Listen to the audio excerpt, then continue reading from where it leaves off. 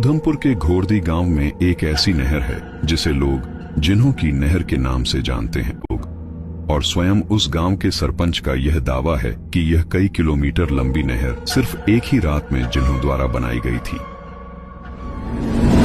कहा जाता है कि उसी गांव में रहने वाले एक बुजुर्ग रात के समय गांव की ओर लौट रहे थे।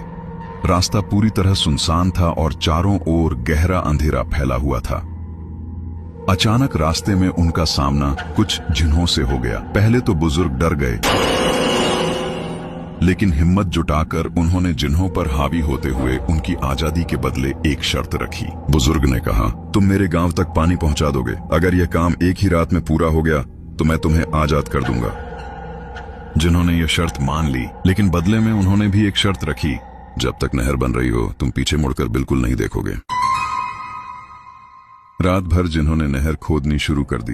बुजुर्ग चुपचाप खड़े रहे, लेकिन उनके मन में संदेह पैदा हो गया। उन्हें लगा कि कहीं यह सब छल तो नहीं है। जैसे ही बुजुर्ग ने पीछे मुड़कर देखा, जिन्होंने गुस्सा होकर कहा, हमने मना किया था पीछे देखने से, अब इसकी कीमत तुम्हें चुकानी पड़ेगी। अगली सुबह तुम्हारी मृत्यु हो जाएगी। बुजुर्ग डर के साथ घर लौट आए और गांव वालों से कहा, अब हमारे गांव में पानी आ गया है।